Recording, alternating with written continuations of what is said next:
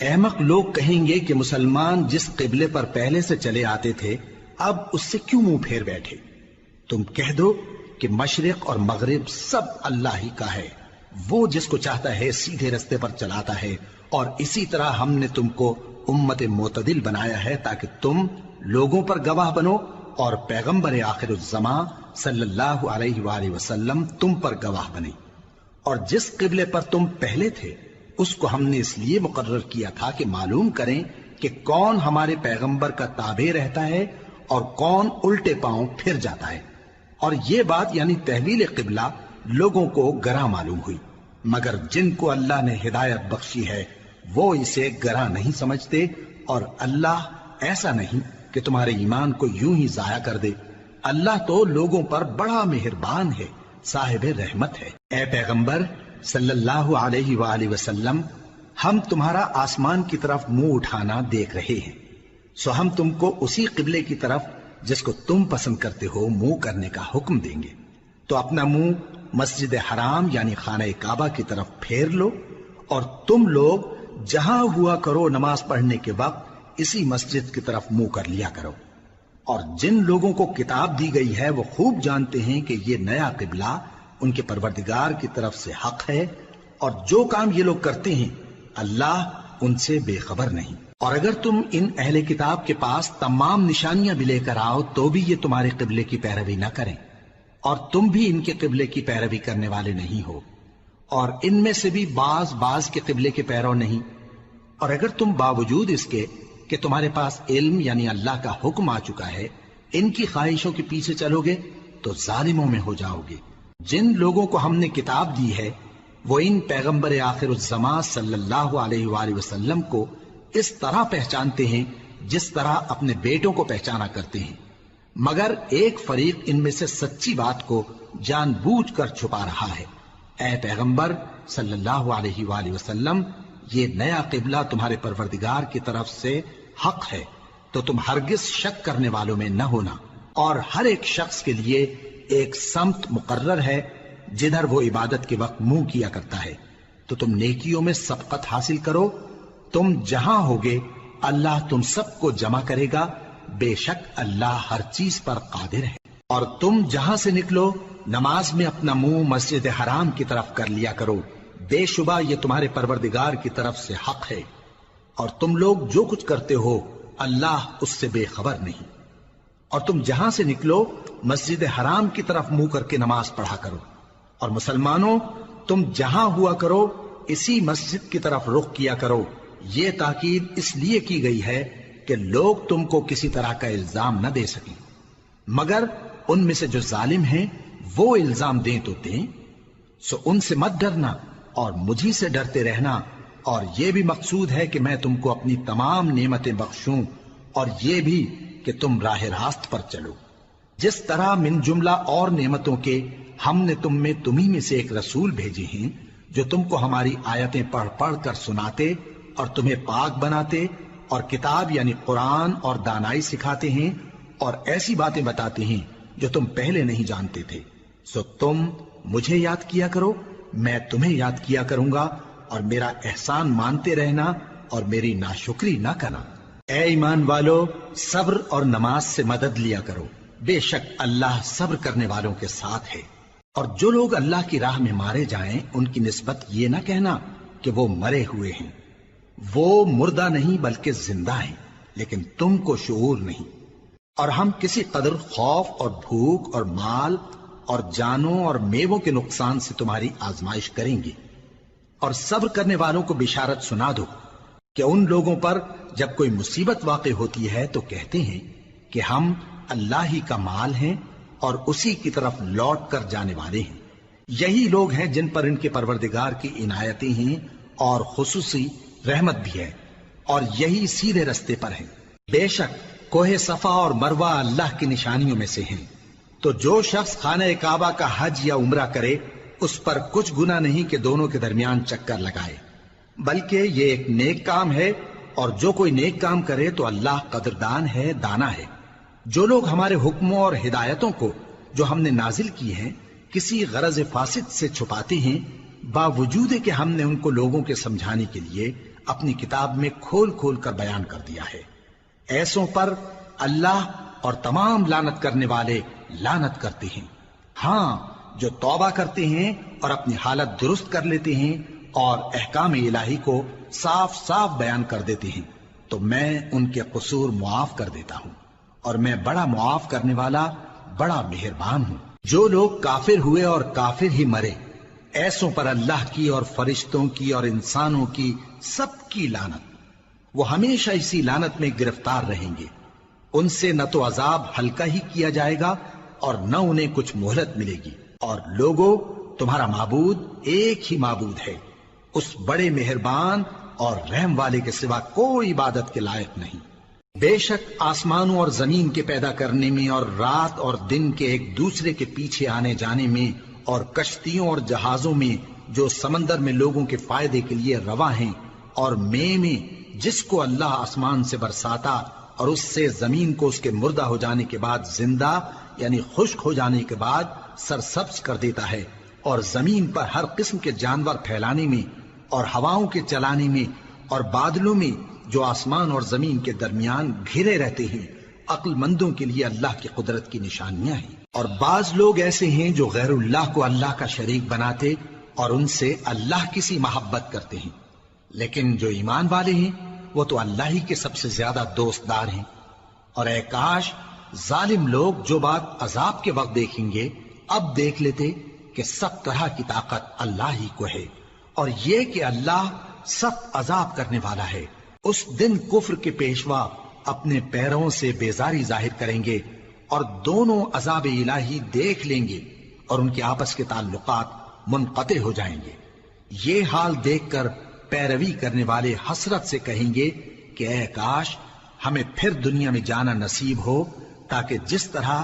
یہ ہم سے بیزار ہو رہے ہیں اسی طرح ہم بھی ان سے بیزار ہوں۔ اس طرح اللہ ان کے اعمال حسرت بنا کر دکھائے گا اور وہ دوزخ سے نکل نہیں سکیں گے۔ لوگوں، جو چیزیں زمین میں حلال طیب ہیں وہ کھاؤ، اور شیطان کے قدموں پر نہ چلو، وہ تمہارا کھلا دشمن ہے۔ وہ تو تم کو برائی اور بے حیائی ہی کے کام کرنے کو کہتا ہے، اور یہ بھی کہ اللہ کی نسبت ایسی باتیں کہو جن کا تمہیں کچھ بھی علم نہیں۔ اور جب ان لوگوں سے کہا جاتا ہے کہ جو کتاب اللہ نے نازل فرمائی ہے اس کی پیروی کرو، تو کہتے ہیں نہیں، بلکہ ہم تو اسی چیز کی پیروی کریں گے جس پر ہم نے اپنے باپ دادا کو پایا۔ بھلا اگرچہ ان کے باپ دادا نہ کچھ سمجھتے ہوں اور نہ سیدھے رستے پر ہوں، تب بھی وہ انہی کی تقلید کیے جائیں گے۔ جو لوگ کافر ہیں ان کی مثال اس شخص کی سی ہے جو کسی ایسی چیز کو آواز دے جو پکار اور آواز کے سوا کچھ سن نہ سکے۔ یہ بہرے ہیں، گونگے ہیں، اندھے ہیں کہ کچھ سمجھ ہی نہیں سکتے۔ اے اہل ایمان، جو پاکیزہ چیزیں ہم نے تم کو عطا فرمائی ہیں ان کو کھاؤ، اور اگر اللہ ہی کے بندے ہو تو اس کی نعمتوں کا شکر بھی ادا کرو۔ اس نے تو تم پر بس مرا ہوا جانور اور لہو اور سور کا گوشت اور جس چیز پر اللہ کے سوا کسی اور کا نام پکارا جائے حرام کر دیا ہے۔ ہاں، جو مجبور ہو جائے بشرطے کہ اللہ کی نافرمانی نہ کرے اور حد ضرورت سے باہر نہ نکل جائے، اس پر کچھ گناہ نہیں۔ بے شک اللہ بخشنے والا ہے، رحم کرنے والا ہے۔ جو لوگ اللہ کی کتاب سے ان آیتوں اور ہدایتوں کو جو اس نے نازل فرمائی ہیں چھپاتے اور ان کے بدلے تھوڑی سی قیمت یعنی دنیاوی منفعت حاصل کرتے ہیں، وہ اپنے پیٹوں میں محض آگ بھرتے ہیں۔ ایسے لوگوں سے اللہ قیامت کے دن نہ کلام کرے گا اور نہ ان کو گناہوں سے پاک کرے گا، اور ان کے لیے دکھ دینے والا عذاب ہے۔ یہ وہ لوگ ہیں جنہوں نے ہدایت چھوڑ کر گمراہی اور بخشش چھوڑ کر عذاب خرید لیا۔ یہ آتش جہنم کی کیسی برداشت کرنے والے ہیں۔ یہ اس لیے کہ اللہ نے کتاب سچائی کے ساتھ نازل فرمائی، اور جن لوگوں نے اس کتاب میں اختلاف کیا وہ ضد میں آ کر نیکی سے دور ہو گئے ہیں۔ نیکی یہی نہیں کہ تم مشرق و مغرب کو قبلہ سمجھ کر ان کی طرف منہ کر لو،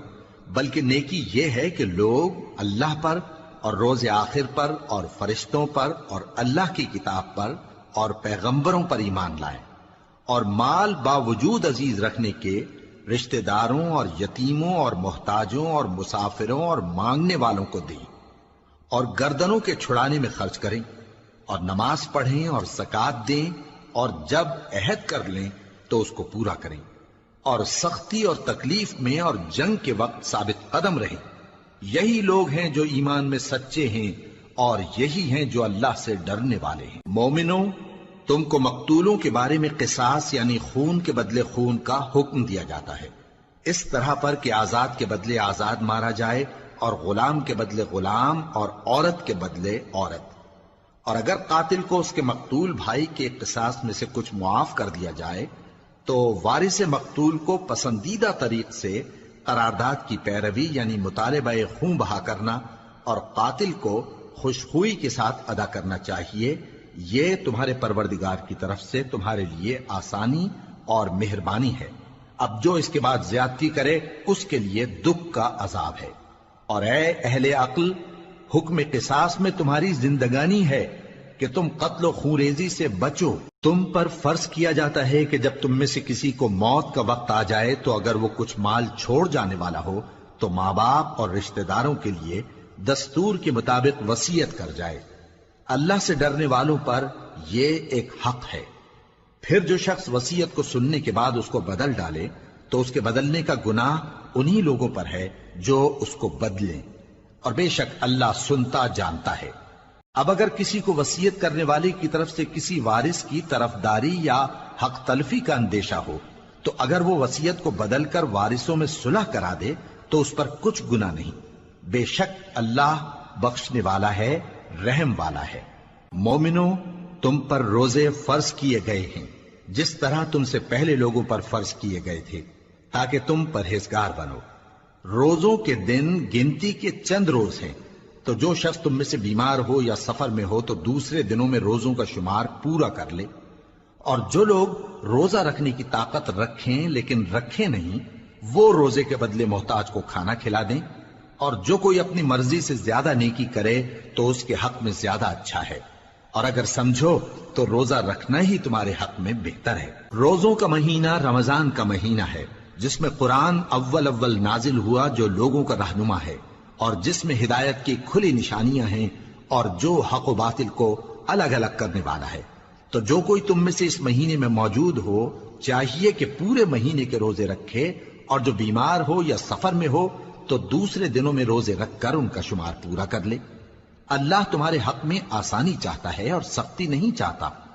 اور یہ آسانی کا حکم اس لیے دیا گیا ہے کہ تم روزوں کا شمار پورا کر لو، اور اس احسان کے بدلے کہ اللہ نے تم کو ہدایت بخشی ہے تم اس کو بزرگی سے یاد کرو اور اس کا شکر کرو۔ اور اے پیغمبر، جب تم سے میرے بندے میرے بارے میں دریافت کریں تو انہیں معلوم ہو کہ میں تو تمہارے پاس ہی ہوں۔ جب کوئی پکارنے والا مجھے پکارتا ہے تو میں اس کی دعا قبول کرتا ہوں، تو ان کو چاہیے کہ میرے حکموں کو مانیں اور مجھ پر ایمان رکھیں تاکہ نیک رستہ پائیں۔ روزوں کی راتوں میں تمہارے لیے اپنی عورتوں کے پاس جانا جائز کر دیا گیا ہے، وہ تمہاری پوشاک ہیں اور تم ان کی پوشاک ہو۔ اللہ کو معلوم ہے کہ تم ان کے پاس جانے سے اپنے حق میں خیانت کرتے تھے، سو اس نے تم پر مہربانی کی اور تمہاری حرکات سے درگزر فرمائی، تو اب تم کو اختیار ہے کہ ان سے مباشرت کرو۔ اور اللہ نے جو چیز تمہارے لیے لکھ رکھی ہے یعنی اولاد، اس کو اللہ سے طلب کرو اور کھاؤ اور پیو، یہاں تک کہ صبح کی سفید دھاری رات کی سیاہ دھاری سے الگ نظر آنے لگے، پھر روزہ رکھ کر رات تک پورا کرو۔ اور جب تم مسجدوں میں اعتکاف بیٹھتے ہو تو ان سے مباشرت نہ کرو، یہ اللہ کی حدیں ہیں، ان کے پاس نہ جانا۔ اسی طرح اللہ اپنی آیتیں لوگوں کے سمجھانے کے لیے کھول کھول کر بیان فرماتا ہے تاکہ وہ پرہیزگار بنے۔ اور آپس میں ایک دوسرے کا مال ناحق نہ کھاؤ اور نہ اس کو رشوتاً حاکموں کے پاس پہنچاؤ تاکہ لوگوں کے مال کا کچھ حصہ ناجائز طور پر کھا جاؤ، اور اسے تم جانتے بھی ہو۔ اے پیغمبر، لوگ تم سے نئے چاند کے بارے میں دریافت کرتے ہیں کہ گھٹتا بڑھتا کیوں ہے۔ کہہ دو کہ وہ لوگوں کے کاموں کی میعادیں اور حج کے وقت معلوم ہونے کا ذریعہ ہے، اور نیکی اس بات میں نہیں کہ احرام کی حالت میں گھروں میں ان کے پچھواڑے کی طرف سے آؤ، بلکہ نیکوکار وہ ہے جو پرہیزگار ہو، اور گھروں میں ان کے دروازوں سے آیا کرو اور اللہ سے ڈرتے رہو تاکہ کامیاب ہو جاؤ۔ اور جو لوگ تم سے لڑتے ہیں تم بھی اللہ کی راہ میں ان سے لڑو، مگر زیادتی نہ کرنا کہ اللہ زیادتی کرنے والوں کو دوست نہیں رکھتا، اور ان کو جہاں پاؤ قتل کر دو، اور جہاں سے انہوں نے تم کو نکالا ہے یعنی مکے سے، وہاں سے تم بھی ان کو نکال دو۔ اور دین سے گمراہ کرنے کا فساد قتل و خونریزی سے کہیں بڑھ کر ہے، اور جب تک وہ تم سے مسجد حرام یعنی خانہ کعبہ کے پاس نہ لڑیں، تم بھی وہاں ان سے نہ لڑنا۔ ہاں اگر وہ تم سے لڑیں تو تم ان کو قتل کر ڈالو، کافروں کی یہی سزا ہے۔ پھر اگر وہ باز آ جائیں تو اللہ بخشنے والا ہے، رحم کرنے والا ہے۔ اور ان سے اس وقت تک لڑتے رہنا کہ فساد نابود ہو جائے اور ملک میں اللہ ہی کا دین غالب ہو جائے۔ پھر اگر وہ فساد سے باز آ جائیں تو ظالموں کے سوا کسی پر زیادتی نہیں کرنی چاہیے۔ ادب کا مہینہ ادب کے مہینے کے مقابل ہے، اور ادب کی چیزیں ایک دوسرے کا بدلہ ہیں۔ پس اگر کوئی تم پر زیادتی کرے تو جیسی زیادتی وہ تم پر کرے ویسی ہی تم اس پر کرو، اور اللہ سے ڈرتے رہو اور جان رکھو کہ اللہ ڈرنے والوں کے ساتھ ہے۔ اور اللہ کی راہ میں مال خرچ کرو اور اپنے آپ کو ہلاکت میں نہ ڈالو، اور نیکی کرو، بے شک اللہ نیکی کرنے والوں کو دوست رکھتا ہے۔ اور اللہ کی خوشنودی کے لیے حج اور عمرے کو پورا کرو، اور اگر راستے میں روک لیے جاؤ تو جیسی قربانی میسر ہو کر دو، اور جب تک قربانی اپنے مقام پر نہ پہنچ جائے سر نہ منڈاؤ۔ اور اگر کوئی تم میں بیمار ہو یا اس کے سر میں کسی طرح کی تکلیف ہو تو اگر وہ سر منڈا لے تو اس کے بدلے روزے رکھے یا صدقہ دے یا قربانی کرے۔ پھر جب تکلیف دور ہو کر تم مطمئن ہو جاؤ تو جو تم میں حج کے وقت تک عمرے سے فائدہ اٹھانا چاہے وہ جیسی قربانی میسر ہو کرے، اور جس کو قربانی نہ ملے وہ 3 روزے ایام حج میں رکھے اور 7 جب واپس ہو، یہ پورے 10 ہوئے۔ یہ حکم اس شخص کے لیے ہے جس کے اہل و عیال مکے میں نہ رہتے ہوں۔ اور اللہ سے ڈرتے رہو اور جان رکھو کہ اللہ سخت عذاب دینے والا ہے۔ حج کے مہینے معین ہیں جو معلوم ہیں، تو جو شخص ان مہینوں میں حج کی نیت کر لے تو حج کے دنوں میں نہ عورتوں سے اختلاط کرے، نہ کوئی برا کام کرے اور نہ کسی سے جھگڑے۔ اور جو نیک کام تم کرو گے وہ اللہ کو معلوم ہو جائے گا۔ اور زاد راہ یعنی رستے کا خرچ ساتھ لے جاؤ، کیونکہ بہترین زاد راہ پرہیزگاری ہے۔ اور اے اہل عقل، مجھی سے ڈرتے رہو، اس کا تمہیں کچھ گناہ نہیں کہ حج کے دنوں میں بذریعہ تجارت اپنے پروردگار سے روزی طلب کرو۔ اور جب عرفات سے واپس ہونے لگو تو مشعر حرام یعنی مزدلفہ میں اللہ کا ذکر کرو، اور اس طرح ذکر کرو جس طرح اس نے تم کو سکھایا، اور اس سے پیشتر تم لوگ ان طریقوں سے محض ناواقف تھے۔ پھر جہاں سے اور لوگ واپس ہوں وہیں سے تم بھی واپس ہو، اور اللہ سے بخشش مانگو، بے شک اللہ بخشنے والا ہے، رحمت کرنے والا ہے۔ پھر جب حج کے تمام ارکان پورے کر چکو تو مینا میں اللہ کو یاد کرو جس طرح اپنے باپ دادا کو یاد کیا کرتے تھے، بلکہ اس سے بھی زیادہ۔ اور بعض لوگ ایسے ہیں جو اللہ سے التجا کرتے ہیں کہ اے پروردگار ہم کو جو دینا ہے دنیا ہی میں دے دے، اور ایسے لوگوں کا آخرت میں کچھ حصہ نہیں۔ اور بعض ایسے ہیں کہ دعا کرتے ہیں کہ پروردگار ہم کو دنیا میں بھی نعمت عطا فرما اور آخرت میں بھی نعمت بخشیو اور دوزخ کے عذاب سے محفوظ رکھیو۔ یہی لوگ ہیں جن کے لیے ان کے کاموں کا حصہ یعنی اجر نیک تیار ہے، اور اللہ جلد حساب لینے والا ہے۔ اور قیام منا کے دنوں میں جو گنتی کے دن ہیں اللہ کو یاد کرو۔ اگر کوئی جلدی کرے اور 2 ہی دن میں چل دے تو اس پر بھی کچھ گناہ نہیں، اور جو بات تک ٹھہرا رہے اس پر بھی کچھ گناہ نہیں۔ یہ باتیں اس شخص کے لیے ہیں جو اللہ سے ڈرے، اور تم لوگ اللہ سے ڈرتے رہو اور جان رکھو کہ تم سب اس کے پاس جمع کیے جاؤ گے۔ اور کوئی شخص تو ایسا ہے جس کی گفتگو دنیا کی زندگی میں تم کو دلکش معلوم ہوتی ہے، اور وہ اپنے معافی ضمیر پر یعنی اس بات پر جو اس کے دل میں ہے اللہ کو گواہ بناتا ہے، حالانکہ وہ سخت جھگڑالو ہے۔ اور جب پیٹ پھیر کر چلا جاتا ہے تو زمین میں دوڑتا پھرتا ہے تاکہ اس میں فتنہ انگیزی کرے اور کھیتی کو برباد اور انسانوں اور حیوانوں کی نسل کو نابود کر دے، اور اللہ فتنہ انگیزی کو پسند نہیں کرتا۔ اور جب اس سے کہا جاتا ہے کہ اللہ سے خوف کر تو غرور اس کو گناہ میں پھنسا دیتا ہے، سو اس کو جہنم کافی ہے اور وہ بہت برا ٹھکانہ ہے۔ اور کوئی شخص ایسا ہے کہ اللہ کی خوشنودی حاصل کرنے کے لیے اپنی جان بیچ ڈالتا ہے، اور اللہ بندوں پر بہت مہربان ہے۔ مومنو، اسلام میں پورے داخل ہو جاؤ اور شیطان کے پیچھے نہ چلو، وہ تو تمہارا کھلا دشمن ہے۔ پھر اگر تم احکام روشن پہنچ جانے کے بعد لڑکھڑا جاؤ تو جان رکھو کہ اللہ غالب ہے، حکمت والا ہے۔ کیا یہ لوگ اسی بات کے منتظر ہیں کہ ان پر اللہ کا عذاب بادل کے سائبانوں میں آ نازل ہو اور فرشتے بھی اتر آئیں اور کام تمام کر دیا جائے؟ اور سب کاموں کا رجوع اللہ ہی کی طرف ہے۔ اے پیغمبر، بنی اسرائیل سے پوچھو کہ ہم نے ان کو کتنی کھلی نشانیاں دیں، اور جو شخص اللہ کی نعمت کو اپنے پاس آنے کے بعد بدل دے تو اللہ سخت عذاب کرنے والا ہے۔ اور جو کافر ہیں ان کے لیے دنیا کی زندگی خوشنما کر دی گئی ہے، اور وہ مومنوں سے تمسخر کرتی ہیں، لیکن جو پرہیزگار ہیں وہ قیامت کے دن ان سے اوپر ہوں گے۔ اور اللہ جس کو چاہتا ہے بے حساب رزق دیتا ہے۔ پہلے تو سب لوگوں کا ایک ہی مذہب تھا، لیکن وہ آپس میں اختلاف کرنے لگے تو اللہ نے ان کی طرف بشارت دینے والے اور ڈر سنانے والے پیغمبر بھیجے، اور ان پر سچائی کے ساتھ کتابیں نازل کی، تاکہ جن امور میں لوگ اختلاف کرتے تھے ان کا ان میں فیصلہ کر دے۔ اور اس میں اختلاف بھی انہی لوگوں نے کیا جن کو کتاب دی گئی تھی، باوجود کہ ان کے پاس کھلے ہوئے احکام آ چکے تھے، اور یہ اختلاف انہوں نے صرف آپس کی ضد سے کیا۔ تو جس امر حق میں وہ اختلاف کرتے تھے اللہ نے اپنی مہربانی سے مومنوں کو اس کی راہ دکھا دی، اور اللہ جس کو چاہتا ہے سیدھا رستہ دکھا دیتا ہے۔ کیا تم یہ خیال کرتے ہو کہ یوں ہی بہشت میں داخل ہو جاؤ گے، اور ابھی تم کو پہلے لوگوں کی سی مشکلیں تو پیش آئی ہی نہیں؟ ان کو بڑی بڑی سختیاں اور تکلیفیں پہنچیں، اور وہ صعوبتوں میں ہلا ہلا دیے گئے، یہاں تک کہ پیغمبر اور مومن لوگ جو ان کے ساتھ تھے سب پکار اٹھے کہ کب اللہ کی مدد آئے گی۔ دیکھو اللہ کی مدد عنقریب آیا چاہتی ہے۔ اے نبی، لوگ تم سے پوچھتے ہیں کہ اللہ کی راہ میں کس طرح کا مال خرچ کریں۔ کہہ دو کہ جو چاہو خرچ کرو، لیکن جو مال خرچ کرنا چاہو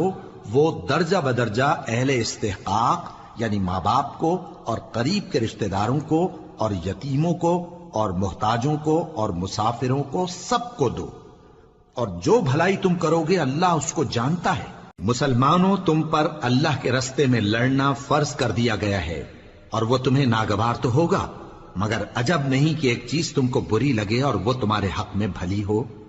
اور عجب نہیں کہ ایک چیز تم کو بھلی لگے اور وہ تمہارے لیے مضر ہو، اور ان باتوں کو اللہ ہی بہتر جانتا ہے اور تم نہیں جانتے۔ اے پیغمبر، لوگ تم سے عزت والے مہینوں میں لڑائی کرنے کے بارے میں دریافت کرتے ہیں، کہہ دو کہ ان میں لڑنا بڑا گناہ ہے، اور اللہ کی راہ سے روکنا اور اس سے کفر کرنا اور مسجد حرام یعنی خانہ کعبہ میں جانے سے بند کرنا اور اہل مسجد کو اس میں سے نکال دینا جو یہ کفار کرتے ہیں، اللہ کے نزدیک اس سے بھی زیادہ گناہ ہے، اور فتنہ انگیزی خونریزی سے بھی بڑھ کر ہے۔ اور یہ لوگ ہمیشہ تم سے لڑتے رہیں گے، یہاں تک کہ اگر مقدور رکھیں تو تم کو تمہارے دین سے پھیر دیں، اور جو کوئی تم میں سے اپنے دین سے پھر کر کافر ہو جائے گا اور کافر ہی مرے گا تو ایسے لوگوں کے اعمال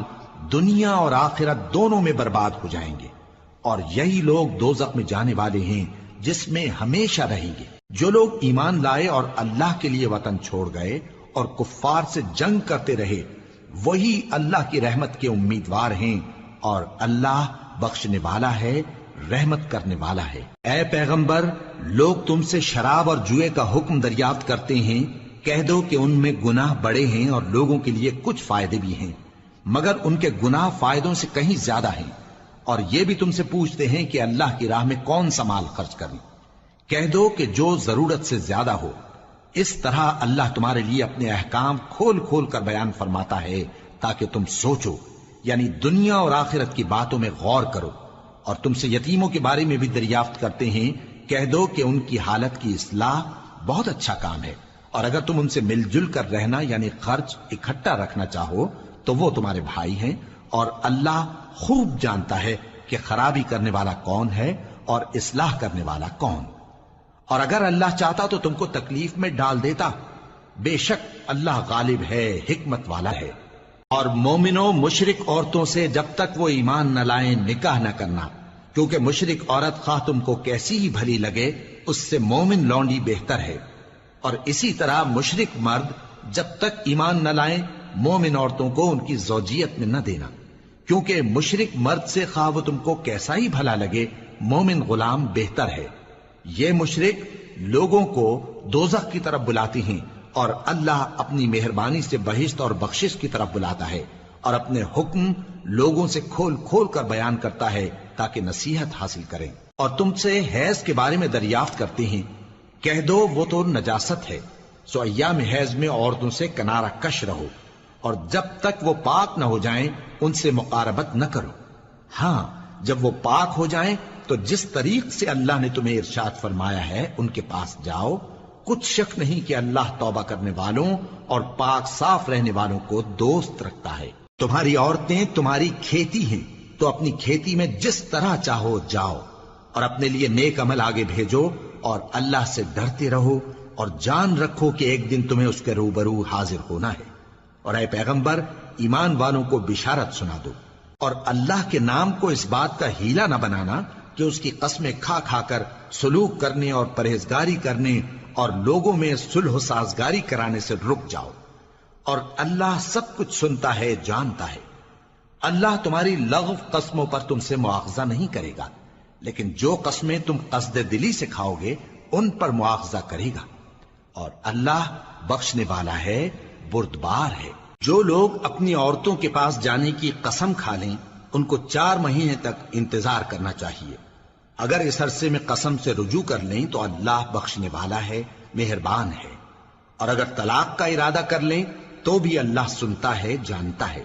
اور طلاق والی عورتیں 3 حیض تک اپنے تئیں روکے رہیں، اور اگر وہ اللہ اور روز قیامت پر ایمان رکھتی ہیں تو ان کو جائز نہیں کہ اللہ نے جو کچھ ان کے شکم میں پیدا کیا ہے اس کو چھپائیں، اور ان کے خاوند اگر پھر موافقت چاہیں تو اس مدت میں وہ ان کو اپنی زوجیت میں لے لینے کے زیادہ حقدار ہیں۔ اور عورتوں کا حق مردوں پر ویسا ہی ہے جیسے دستور کے مطابق مردوں کا حق عورتوں پر ہے، البتہ مردوں کو عورتوں پر 1 درجہ فضیلت ہے، اور اللہ غالب ہے، صاحب حکمت ہے۔ طلاق صرف 2 بار ہے، یعنی جب 2 دفعہ طلاق دے دی جائے تو پھر عورتوں کو یا تو بطریق شائستہ نکاح میں رہنے دینا ہے یا بھلائی کے ساتھ چھوڑ دینا، اور یہ جائز نہیں کہ جو مہر تم ان کو دے چکے ہو اس میں سے کچھ واپس لے لو۔ ہاں اگر زن و شوہر کو خوف ہو کہ وہ اللہ کی حدوں کو قائم نہیں رکھ سکیں گے تو اگر عورت خاوند کے ہاتھ سے رہائی پانے کے بدلے میں کچھ دے ڈالے تو دونوں پر کچھ گناہ نہیں۔ یہ اللہ کی مقرر کی ہوئی حدیں ہیں، ان سے باہر نہ نکلنا، اور جو لوگ اللہ کی حدوں سے باہر نکل جائیں گے وہ گناہگار ہوں گے۔ پھر اگر شوہر 2 طلاقوں کے بعد تیسری طلاق عورت کو دے دے تو اس کے بعد جب تک عورت کسی دوسرے شخص سے نکاح نہ کر لے اس پہلے شوہر پر حلال نہ ہوگی۔ ہاں اگر دوسرا خاوند بھی طلاق دے دے اور عورت اور پہلا خاوند پھر ایک دوسرے کی طرف رجوع کر لیں تو ان پر کچھ گناہ نہیں، بشرطے کہ دونوں یقین کریں کہ اللہ کی حدوں کو قائم رکھ سکیں گے، اور یہ اللہ کی حدیں ہیں، ان کو وہ ان لوگوں کے لیے بیان فرماتا ہے جو علم رکھتے ہیں۔ اور جب تم عورتوں کو 2 دفعہ طلاق دے چکو اور ان کی عدت پوری ہو جائے تو انہیں یا تو حسن سلوک سے نکاح میں رہنے دو یا بطریق شائستہ رخصت کر دو، اور اس نیت سے ان کو نکاح میں نہ رہنے دینا چاہیے کہ انہیں تکلیف دو اور ان پر زیادتی کرو، اور جو ایسا کرے گا وہ اپنا ہی نقصان کرے گا۔ اور اللہ کے احکام کو ہنسی اور کھیل نہ بناؤ، اور اللہ نے تم کو جو نعمتیں بخشی ہیں اور تم پر جو کتاب اور دانائی کی باتیں نازل کی ہیں جن سے وہ تمہیں نصیحت فرماتا ہے ان کو یاد کرو، اور اللہ سے ڈرتے رہو، اور جان رکھو کہ اللہ ہر چیز سے واقف ہے۔ اور جب تم عورتوں کو طلاق دے چکو اور ان کی عدت پوری ہو جائے تو ان کو اپنے شوہروں کے ساتھ جب وہ آپس میں جائز طور پر راضی ہو جائیں نکاح کرنے سے مت روکو۔ اس حکم سے اس شخص کو نصیحت کی جاتی ہے جو تم میں اللہ اور روز آخر پر یقین رکھتا ہے، یہ تمہارے لیے نہایت خوب اور بہت پاکیزگی کی بات ہے، اور اللہ جانتا ہے اور تم نہیں جانتے۔ اور مائیں اپنے بچوں کو پورے 2 سال دودھ پلائیں یہ حکم اس شخص کے لیے ہے جو پوری مدت تک دودھ پلوانا چاہے، اور دودھ پلانے والی ماؤں کا کھانا اور کپڑا دستور کے مطابق باپ کے ذمے ہوگا۔ کسی شخص کو اس کی طاقت سے زیادہ تکلیف نہیں دی جاتی، تو یاد رکھو کہ نہ تو ماں کو اس کے بچے کے سبب نقصان پہنچایا جائے اور نہ باپ کو اس کی اولاد کی وجہ سے نقصان پہنچایا جائے، اور اسی طرح نان و نفقہ بچے کے وارث کے ذمے ہے۔ اور اگر دونوں یعنی ماں باپ آپس کی رضامندی اور صلاح سے بچے کا دودھ چھڑانا چاہیں تو ان پر کچھ گناہ نہیں، اور اگر تم اپنی اولاد کو دودھ پلوانا چاہو تو تم پر کچھ گناہ نہیں، بشرطے کہ تم دودھ پلانے والیوں کو دستور کے مطابق ان کا حق جو تم نے دینا کیا تھا دے دو، اور اللہ سے ڈرتے رہو اور جان رکھو کہ جو کچھ تم کرتے ہو اللہ اس کو دیکھ رہا ہے۔ اور جو لوگ تم میں سے مر جائیں اور عورتیں چھوڑ جائیں تو وہ عورتیں 4 مہینے اور 10 دن اپنے آپ کو روکے رہیں، اور جب یہ عدت پوری کر چکیں اور اپنے حق میں پسندیدہ کام یعنی نکاح کر لیں تو تم پر کچھ گناہ نہیں، اور اللہ تمہارے سب کاموں سے واقف ہے۔ اگر تم اشارے کنائے میں عورتوں کو نکاح کا پیغام بھیجو یا نکاح کی خواہش کو اپنے دلوں میں مخفی رکھو تو تم پر کچھ گناہ نہیں۔ اللہ کو معلوم ہے کہ تم ان سے نکاح کا ذکر کرو گے، مگر ایام عدت میں اس کے سوا کے دستور کے مطابق کوئی بات کہہ دو، پوشیدہ طور پر ان سے قول و قرار نہ کرنا، اور جب تک عدت پوری نہ ہو لے نکاح کا پختہ ارادہ نہ کرنا، اور جان رکھو کہ جو کچھ تمہارے دلوں میں ہے اللہ کو سب معلوم ہے، تو اس سے ڈرتے رہو اور جان رکھو کہ اللہ بخشنے والا ہے، حلم والا ہے۔ اور اگر تم عورتوں کو ان کے پاس جانے یا ان کا مہر مقرر کرنے سے پہلے طلاق دے دو تو تم پر کچھ گناہ نہیں، ہاں ان کو دستور کے مطابق کچھ خرچ ضرور دو، یعنی مقدور والا اپنے مقدور کے مطابق دے اور تنگ دست اپنی حیثیت کے مطابق۔ نیک لوگوں پر یہ ایک طرح کا حق ہے۔ اور اگر تم عورتوں کو ان کے پاس جانے سے پہلے طلاق دے دو لیکن مہر مقرر کر چکے ہو تو آدھا مہر دینا ہوگا۔ ہاں اگر عورتیں مہر بخش دیں یا مرد جن کے ہاتھ میں عقد نکاح ہے اپنا حق چھوڑ دیں اور پورا مہر دے دیں تو ان کو اختیار ہے۔ اور اگر تم مرد لوگ ہی اپنا حق چھوڑ دو تو یہ پرہیزگاری کی بات ہے، اور آپس میں بھلائی کرنے کو فراموش نہ کرنا۔ کچھ شک نہیں کہ اللہ تمہارے سب کاموں کو دیکھ رہا ہے۔ مسلمانوں، سب نمازیں خصوصاً بیچ کی نماز یعنی نماز عصر پورے اہتمام کے ساتھ ادا کرتے رہو اور اللہ کے آگے ادب سے کھڑے رہا کرو۔ پھر اگر تم خوف کی حالت میں ہو تو پیادے یا سوار جس حال میں ہو نماز پڑھ لو۔ پھر جب امن و اطمینان ہو جائے تو جس طریق سے اللہ نے تم کو سکھایا ہے جو تم پہلے نہیں جانتے تھے اللہ کو یاد کرو۔ اور جو لوگ تم میں سے مر جائیں اور عورتیں چھوڑ جائیں وہ اپنی عورتوں کے حق میں وصیت کر جائیں کہ ان کو 1 سال تک خرچ دیا جائے اور گھر سے نہ نکالی جائیں۔ ہاں اگر وہ خود گھر سے چلی جائیں اور اپنے حق میں پسندیدہ کام یعنی نکاح کر لیں تو تم پر کچھ گناہ نہیں، اور اللہ زبردست ہے، حکمت والا ہے۔ اور مطلقہ عورتوں کو بھی دستور کے مطابق نان و نفقہ دینا چاہیے، پرہیزگاروں پر یہ بھی حق ہے۔ اسی طرح اللہ اپنے احکام تمہارے لیے بیان فرماتا ہے تاکہ تم سمجھو۔ بھلا تم نے ان لوگوں کو نہیں دیکھا جو شمار میں ہزاروں ہی تھے اور موت کے ڈر سے اپنے گھروں سے نکل بھاگے تھے، تو اللہ نے ان کو حکم دیا کہ مر جاؤ، پھر ان کو زندہ بھی کر دیا۔ کچھ شک نہیں کہ اللہ لوگوں پر مہربانی رکھتا ہے، لیکن اکثر لوگ شکر نہیں کرتے۔ اور مسلمانوں، اللہ کی راہ میں جہاد کرو اور جان رکھو کہ اللہ سب کچھ سنتا ہے، سب کچھ جانتا ہے۔ کون ہے کہ اللہ کو قرض حسنہ دے کہ وہ اس کے بدلے اس کو کئی گنا زیادہ دے گا، اور اللہ ہی روزی کو تنگ کرتا اور وہی اسے کشادہ کرتا ہے، اور تم اسی کی طرف لوٹ کر جاؤ گے۔ بھلا تم نے بنی اسرائیل کی ایک جماعت کو نہیں دیکھا جس نے موسیٰ کے بعد اپنے پیغمبر سے کہا کہ آپ ہمارے لیے ایک بادشاہ مقرر کر دیں تاکہ ہم اللہ کی راہ میں جہاد کریں؟ پیغمبر نے کہا کہ اگر تم کو جہاد کا حکم دیا جائے تو ایسا تو نہیں کہ لڑنے سے پہلو تہی کرو۔ وہ کہنے لگے کہ ہم اللہ کی راہ میں کیوں نہ لڑیں گے جبکہ ہم وطن سے خارج اور بال بچوں سے جدا کر دیے گئے۔ پھر جب ان کو جہاد کا حکم دیا گیا تو چند اشخاص کے سوا سب پھر گئے، اور اللہ ظالموں سے خوب واقف ہے۔ اور پیغمبر نے ان سے یہ بھی کہا کہ اللہ نے تم پر طالوت کو بادشاہ مقرر فرمایا ہے، وہ بولے کہ اسے ہم پر بادشاہی کا حق کیوں کر ہو سکتا ہے؟ اس سے بڑھ کر بادشاہی کے مستحق تو ہم ہیں، اور اس کے پاس تو بہت سی دولت بھی نہیں۔ پیغمبر نے کہا کہ اللہ نے اس کو تم پر فضیلت دی ہے اور بادشاہی کے لیے منتخب فرمایا ہے۔ اس نے اسے علم بھی بہت سا بخشا ہے اور تن و توش بھی بڑا عطا کیا ہے، اور اللہ کو اختیار ہے جسے چاہے بادشاہی بخشے، وہ بڑا کشائش والا ہے، دانا ہے۔ اور پیغمبر نے ان سے کہا کہ ان کی یعنی طالوت کی بادشاہی کی نشانی یہ ہے کہ تمہارے پاس وہ صندوق آئے گا جس کو فرشتے اٹھائے ہوئے ہوں گے، اس میں تمہارے پروردگار کی طرف سے تسلی بخشنے والی چیز ہوگی اور کچھ اور چیزیں بھی ہوں گی جو موسیٰ اور ہارون چھوڑ گئے تھے۔ اگر تم ایمان رکھتے ہو تو یہ تمہارے لیے ایک بڑی نشانی ہے۔ غرض جب طالوت فوجیں لے کر روانہ ہوا تو اس نے ان سے کہا کہ اللہ ایک نہر سے تمہاری آزمائش کرنے والا ہے، جو شخص اس میں سے پانی پی لے گا اس کی نسبت تصور کیا جائے گا کہ وہ میرا نہیں، اور جو نہ پیے گا وہ سمجھا جائے گا کہ میرا ہے۔ ہاں اگر کوئی ہاتھ سے چلو بھر پانی لے لے تو خیر۔ جب وہ لوگ نہر پر پہنچے تو چند آدمیوں کے سوا سب نے پانی پی لیا۔ پھر جب طالوت اور مومن لوگ جو اس کے ساتھ تھے نہر کے پار ہو گئے تو کہنے لگے کہ آج ہم میں جالوت اور اس کے لشکر سے مقابلہ کرنے کی طاقت نہیں۔ جو لوگ یقین رکھتے تھے کہ ان کو اللہ کے روبرو حاضر ہونا ہے، وہ کہنے لگے کہ بسا اوقات تھوڑی سی جماعت نے اللہ کے حکم سے بڑی جماعت پر فتح حاصل کی ہے، اور اللہ ثابت قدم رہنے والوں کے ساتھ ہے۔ اور جب وہ لوگ جالوت اور اس کے لشکر کے مقابل میں آئے تو اللہ سے دعا کی کہ اے پروردگار،